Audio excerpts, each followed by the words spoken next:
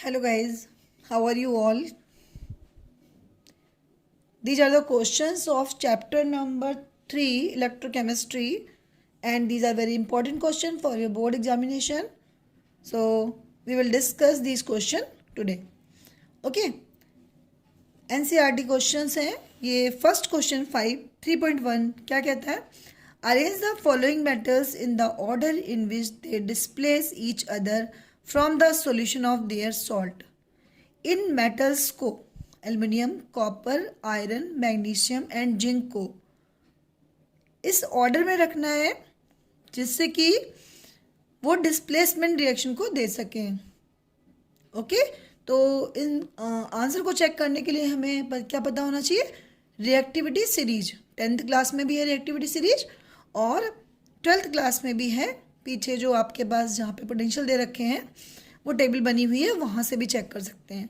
और एक जनरल बात है, खुद आप इसको देखेंगे तो क्वेश्चन समझ में आ जाएगा कि अगर हमें मेटल्स के ब्लॉक पता है, एस ब्लॉक, पी ब्लॉक, हाँ, डी ब्लॉक, एफ ब्लॉक, तो हम रिएक्टिविटी थोड़ी बता भी सकते हैं.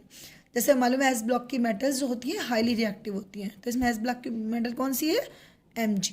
ओके, आफ्टर देन मेटल कौन सी? पी ब्लॉक की, तो ये हो गया एल्युमिनियम. तो सबसे ज़्यादा जो रिएक्टिव मेटल होगी दैट इज मैग्नीशियम. ओके, उसके बाद कौन सी होगी? एल्युमिनियम.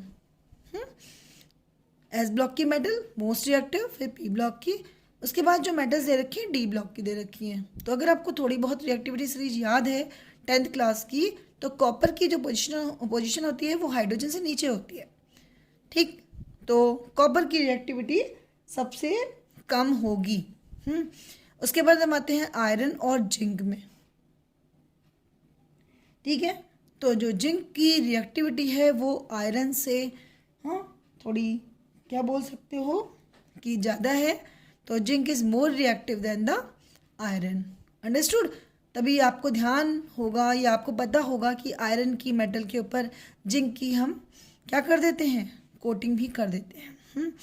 तो जो रिएक्टिविटी सीरीज इसकी हुई, इसके अकॉर्डिंग सबसे most reactive magnesium, after then aluminium, फिर आपके पास आता है जिंक, फिर आता है आयरन और फिर आता है कॉपर. ओके, आंसर लिखेंगे तो लिखेंगे आंसर कैसे? Answer number 3.1. ठीक है, decreasing order of reactivity. Decreasing order of reactivity.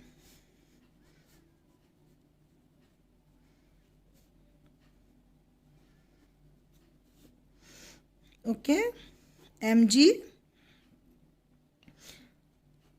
then Al, after then zinc, then iron and फिर copper. Okay, now question number 3.2. okay, look at the question. give the standard electrode potential. Standard electrode potential का means होता है बच्चों standard reduction potential given है. Reduction potential किसका given है? Potassium का. देखो के प्लस से के प्लस में चार्ज है +1 और के पर जो सिंगल मेटल है उसकी ऑक्सीडेशन स्टेट क्या होगी? 0. यानी कि प्लस से 0 में चेंज हुआ. यहाँ देखिए प्लस से 0 में चेंज हुआ. यहाँ देखिए 2 प्लस से 0 में चेंज हुआ. यहाँ देखिए 2 प्लस से 0 में चेंज हुआ.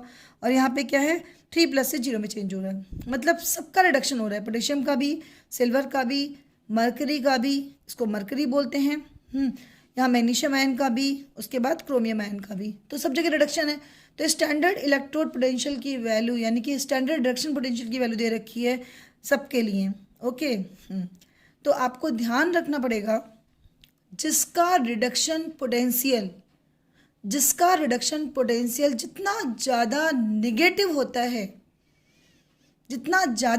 होता है वो उतने ही अच्छे रिड्यूसिंग एजेंट होते हैं. रिडक्शन पोटेंशियल जिसका जितना ज़्यादा नेगेटिव होता है वो उतने ही ज़्यादा क्या होते हैं? रिड्यूसिंग एजेंट होते हैं, उतने ही अच्छे रिड्यूसिंग एजेंट होते हैं. तो मोस्ट नेगेटिव वैल्यू क्या होगी? मोस्ट नेगेटिव वैल्यू का मतलब 2.93, ये प्लस में ही है. तो ये अच्छे रिड्यूसिंग एजेंट नहीं होंगे. ये भी प्लस में वैल्यू है, नहीं होंगे. ये और ये, इन तीनों में सबसे ज़्यादा नेगेटिव कौन सा है? पोटेशियम. -2.93 है, यहाँ क्या है -2.37 है, और यहाँ पे कितना है -0.74। ओके, तो -2.93 is the most negative value. इससे सबसे अच्छा रिड्यूसिंग पावर किसकी है, ये इसकी होगी। यानी कि सबसे ज़्यादा रिड्यूसिंग पावर किसके पास होगी, इसके पास, पोटेशियम के पास। आफ्टर देन उसके बाद किसके पास होगी, उसके बाद होगा आपके पास मैग्नीशियम के पास। क्यों, -2.37 है। उसके बाद किसके पास वैल्यू होगी, -7.74 है, तो आपके पास ये वैल्यू होगी। आफ्टर देन क्या हो गया, अब माइनस से प्लस की ओर बढ़ना है, तो बीच में क्या आता है मरकरी, एंड सबसे लास्ट में कितना आएगा 0.80, मतलब सिल्वर। तो इसकी रिड्यूसिंग पावर की जो क्या दे रखा है, इंक्रीजिंग ऑर्डर में रिड्यूसिंग पावर को निकालो, है ना। तो सबसे अच्छा रिड्यूसिंग कौन हो गया, दैट इज द सबसे अच्छा रिड्यूसिंग पोटेशियम है। तो इंक्रीजिंग पावर निकालनी है तो पोटेशियम सबसे लास्ट में आएगा, क्योंकि आपको इंक्रीजिंग वे में निकालना है। ठीक है, सबसे कम से सबसे ज़्यादा, और सबसे कम कौन है, सबसे कम है आपका सिल्वर। ओके, क्योंकि प्लस में वैल्यू ज़्यादा है, अगर ये वैल्यू माइनस में जिसकी ज़्यादा होगी वो उतना अच्छा रिड्यूसिंग होगा। ओके, देन मरकरी की फिर प्लस में है, फिर वैल्यू किसकी है, फिर वैल्यू आपकी क्रोमियम की है, और फिर वैल्यू किसकी है, मैग्नीशियम की है। ओके, देन 3.3 क्वेश्चन करेंगे हम। What is this, depict the galvanic cell in which the reaction. मुझे एक रिएक्शन आपको गिवन है, जिंक की रिएक्शन सिल्वर के साथ 2Ag+, ऐसी रिएक्शन आपको क्वेश्चन पेपर में दी होगी। बनता है Zn2 प्लस 2Ag। ओके, ये रिएक्शन आपको गिवन है।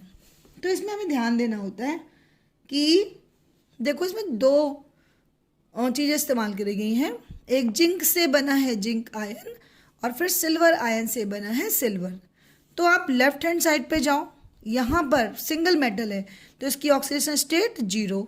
ओके, यहाँ पे जाओगे मेटल पे है लेकिन आयन है, ठीक है 2+। तो ये चेंज जिंक में कहाँ से कहाँ हुआ, 0 से चेंज हुआ 2+ में। फिर दूसरा क्या है, सिल्वर है और यहाँ पे Ag है, यहाँ पे सिल्वर आयन है। तो देखो Ag में क्या चेंज हुआ, चार्ज था प्लस और इधर गया 0, मतलब 2+ था, क्योंकि 2 से चार्ज का मल्टीप्लाई करोगे तो 2+ में आ जाएगा। और यहाँ पे चार्ज कितना है, सिंगल मेटल है तो 2 से मल्टीप्लाई, यानी कि ऑक्सीडेशन स्टेट कितनी है 0, तो 2 × 0 0। अब देखो 0 से 2+, ये बढ़ा तो इसका हुआ है ऑक्सीडेशन। क्या हुआ है, ऑक्सीडेशन। ये घटा तो ये क्या हो गया, रिडक्शन। किसी भी रिएक्शन में सबसे पहले आप ये चेक करना कि ऑक्सीडेशन किसका हुआ है और रिडक्शन क्या हुआ है। अब हम क्वेश्चन पे आते हैं। क्वेश्चन में क्या लिखा है, depict the galvanic cell in which the reaction takes place. ये रिएक्शन किस गैल्वेनिक सेल में हो रही है, उसमें आपको देखना है क्या है, which electrode is negatively charge. Galvanic cell, ठीक है, गैल्वेनिक सेल एक इलेक्ट्रोकेमिकल सेल है, और इसके लिए आपको याद रखना है कौन सा नेगेटिव चार्ज होता है, कौन सा इलेक्ट्रोड। तो इसके लिए एक वर्ड याद करेंगे, loan, loss of electron, oxidation, anode और नेगेटिव। जो इलेक्ट्रॉन को लॉस करेगा वहाँ पर ऑक्सीडेशन हो रहा होगा, वो इलेक्ट्रोड एनोड होगा और वो इलेक्ट्रोड नेगेटिव होगा। एल से लॉस ऑफ इलेक्ट्रॉन, वहाँ पर ऑक्सीडेशन हो रहा होगा। क्या हो रहा होगा, ऑक्सीडेशन। वो इलेक्ट्रोड क्या कहलाएगा, एनोड, और एनोड क्या कहलाएगा, नेगेटिव। बताओ इस क्वेश्चन में आपको कुछ सिमिलरिटी मिली, यहाँ से आपको एक वर्ड मिल गया ऑक्सीडेशन, यानी कि जिंक इलेक्ट्रोड क्या हो गया, एनोड। क्या हो गया, एनोड क्या हो गया, जिंक। कैसे पहचाना जिंक, क्योंकि यहाँ पर ऑक्सीडेशन हो रहा था। ऑक्सीडेशन होने का मतलब क्या है, ये एनोड है। क्या है, एनोड है। ओके, और जिंक इलेक्ट्रोड ही आपके पास क्या है, एनोड है, और यही निगेटिव चार्ज है, निगेटिवली चार्ज। एनोड कैसा होता है, निगेटिवली चार्ज होता है। Okay, now second, the carriers of the current in the cell. कौन करता है, हमेशा जो करंट कैरिंग होते हैं किसी सेल में वो क्या होते हैं, इलेक्ट्रॉन्स होते हैं। करंट कैरिंग इलेक्ट्रॉन्स होते हैं या फिर चार्ज पार्टिकल?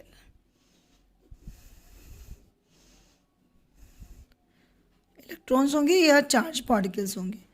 ठीक है, इसका थर्ड पार्ट चेक करिए।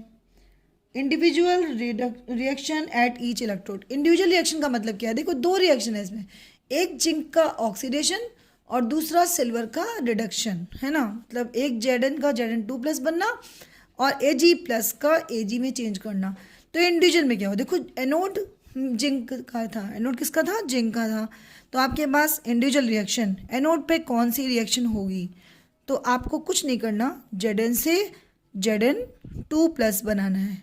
तो एनोड पे ये होगी, तो कैथोड पे क्या होगी? कैथोड पे कुछ भी नहीं करना, Ag है, Ag+ से बनाना है Ag। अब बच्चों एक चीज़ ध्यान रखा करो, ये तो आप सिंपल रिएक्शन देख के लिखोगे, जिंक से चेंज हुआ था Zn2+ में, Ag+ से चेंज हुआ था Ag में। अब एक चीज़ ध्यान दो, इसमें हमें क्या करना होता है, 2 पॉजिटिव है, जिस तरफ 2 पॉजिटिव लिखा है उसी की तरफ 2 इलेक्ट्रॉन को जोड़ दो। क्या करेंगे? 2 पॉजिटिव लिखा है, 2 पॉजिटिव को कैंसिल करने के लिए 2 इलेक्ट्रॉन, इलेक्ट्रॉन पे E नेगेटिव आएगा, मीन्स ये प्लस और ये माइनस कैंसिल हो जाते हैं। 2 क्यों लगाया? क्योंकि यहाँ पे 2 चार्ज था। ठीक है, ओके। अब इधर देखो, इधर प्लस है तो अब की बार इलेक्ट्रॉन कहाँ जुड़ेंगे? इधर जुड़ेंगे। Reaction completed. Okay, then okay, now question number 4। Question number 4 क्या कहते हैं? Calculate the standard cell potential of galvanic cell in which the following reaction takes place. ठीक है, पहले तो आप लोग मुझे इसमें बताना कमेंट सेक्शन में कि इन दोनों रिएक्शन में कौन सा एनोड है और कौन सा कैथोड। मतलब फर्स्ट रिएक्शन में क्या एनोड है, क्या कैथोड है, एंड सेकंड रिएक्शन में क्या एनोड है और क्या कैथोड है। ठीक है, और इसमें हमें करना क्या है? डेल्टा G निकालना है, इक्विलिब्रियम कांस्टेंट। ओके, पहली रिएक्शन को चेक करते हैं। क्रोमियम से देखो चेंज, 2 रिएक्शन इसमें भी हो रही हैं, एक क्रोमियम से क्रोमियम 3+ बनना, Cr से Cr3+ बनना, और दूसरी रिएक्शन हो रही है Cd2+ से Cd बनना, मतलब कैडमियम 2+ से कैडमियम बनना।